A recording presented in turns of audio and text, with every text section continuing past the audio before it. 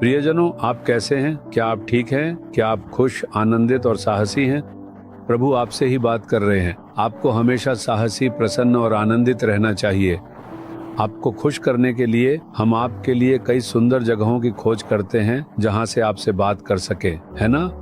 हम तो बस एक कमरे से भी बात कर सकते हैं, लेकिन जब आप इन जगहों को देखते हैं तो आपको खुशी होती है ना?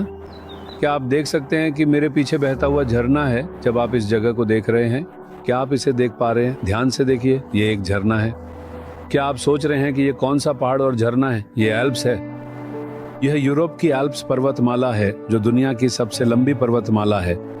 यह ऑस्ट्रिया नामक देश है। देखिए, नीचे एक बड़ी नदी बह रही है। क्या आप बहते पानी की आवाज़ सुन सकते हैं? यहाँ बहुत सुंदर है। यहाँ इतनी शांति है कि हम बहते पानी की आवाज़ और पक्षियों की मधुर चहचहाहट भी सुनाई देती है। झरने से पानी नीचे गिर रहा है। यह देखने में कितना मनमोहक दृश्य है। जब हम इसे देखते हैं तो हमारे मन में बहुत आनंद और खुशी भर जाती है। जिस परमेश्वर ने संसार को इतनी सुंदरता से रचा है, वही मेरा परमेश्वर है। वह मेरे दयालु पिता हैं। तो अगर वह इतना अद्भुत कार्य कर सकता है, तो क्या वह मेरे लिए यह नहीं करेगा? जब आप इस दृश्य को देखकर हैरान होते हैं तो आपके भीतर ऐसा विश्वास उत्पन्न होता है, लेकिन वह आपको सलाह भी दे रहा है। क्या आप जानते हैं कि आपको क्या करना चाहिए? कभी कभी आप गलती कर बैठते हैं और फिर खुद को सही ठहराते हुए पूछते हैं, मैंने कौन सी गलती की है? इफिसियों अध्याय 4 वचन 26 कहता है, क्रोध तो करो पर पाप मत करो। मेरे बच्चों, कभी कभी तुम क्रोधित हो सकते हो। घर में, कार्यस्थल पर, पड़ोस में या सेवा के स्थान पर क्रोध उकसाने वाली परिस्थितियां आ सकती हैं। किसी का व्यवहार आपको क्रोधित कर देगा, आप उन पर गुस्सा हो सकते हैं। फिर भी पाप मत करो, प्रभु कहते हैं। गुस्से में बोले गए आपके शब्द सबसे गहरा नुकसान पहुंचाते हैं। जब कोई आपको घर पर उकसाता है तो आप अपने बच्चों, माता पिता, पति पत्नी या यहाँ तक कि अपनी सास या बहुओं से भी गुस्से में कुछ कह देते हैं। अगर आपके उस शब्द ने उनके मन को दुखी कर दिया तो वह हमेशा उनके मन में बना रहेगा। इसीलिए प्रभु कहते हैं, कभी कभी तुम क्रोधित हो सकते हो। लोग कभी कभी ऐसा व्यवहार कर सकते हैं जिससे तुम्हें गुस्सा आ जाए, लेकिन तुम्हें पाप नहीं करना चाहिए, बल्कि अपने शब्दों के प्रति सावधान रहना चाहिए।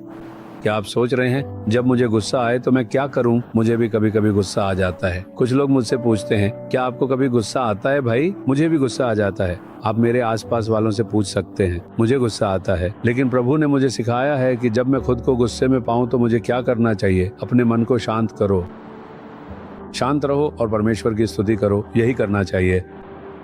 जब भी हमें गुस्सा आए, हमें चुप हो जाना चाहिए। प्रभु धन्यवाद, मुझे पाप न करने दें, मेरी जीभ की रक्षा करें। अगर आप इस तरह प्रार्थना करेंगे तो प्रभु आपकी रक्षा करेंगे। कभी कभी मैंने कुछ चीजें देखी हैं। हम बहुत यात्रा करते हैं, है ना? हवाई पर या ट्रैफिक में लोग कुछ ऐसा कर देते हैं जिससे मुझे गुस्सा आ जाता है। मुझे उन पर गुस्से में चिल्लाने का मन करता है, ये लोग ऐसा पागलपन क्यों कर रहे हैं? लेकिन प्रभु कहते हैं, चुप रहो, गुस्सा मत करो, कुछ मत बोलो। क्या इससे तुम्हें गुस्सा आ रहा है? चुप रहो।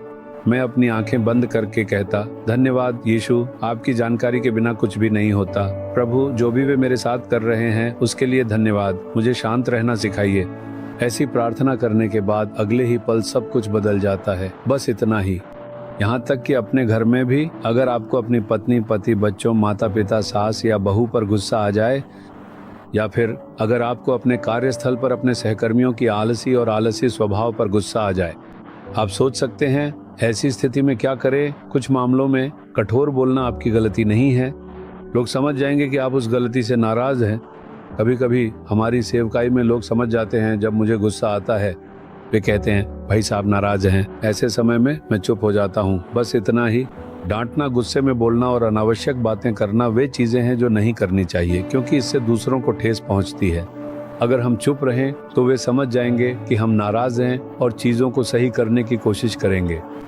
इसी तरह अगर आपको गुस्सा भी आए तो पाप मत करें। जो शब्द आपने गुस्से में बोले हैं उनका असर आज भी आपके परिवार पर है। जो शब्द आपने गुस्से में बोले हैं वे कई लोगों को ठेस पहुंचाई है और आपके लिए शाप बन गए हैं। इसलिए प्रार्थना करें, प्रभु मेरी जीभ की रक्षा कर, मुझे गुस्सा आए फिर भी मैं पाप न करूं। इस तरह प्रार्थना करें, तब प्रभु आपकी प्रार्थना सुनकर आपको रोजमर्रा की जिंदगी में पाप करने से बचाएंगे। प्रभु मुझे गुस्सा आए फिर भी मैं पाप न करूं। प्रभु मुझे किसी को भी ठेस न पहुंचानी पड़े। मुझे किसी को ठेस न पहुंचाऊं, अपमानित न करूं या किसी को चोट न पहुंचाऊं। इन सब बातों से मेरी रक्षा कर, यीशु मसीह के नाम में, आमीन आमीन। Jesus redeem Hindi YouTube channel को सब्सक्राइब करें। सब्सक्राइब बटन पर क्लिक करें और बेल आइकन को भी क्लिक करके हर दिन की नई कार्यक्रमों की जानकारी प्राप्त करें।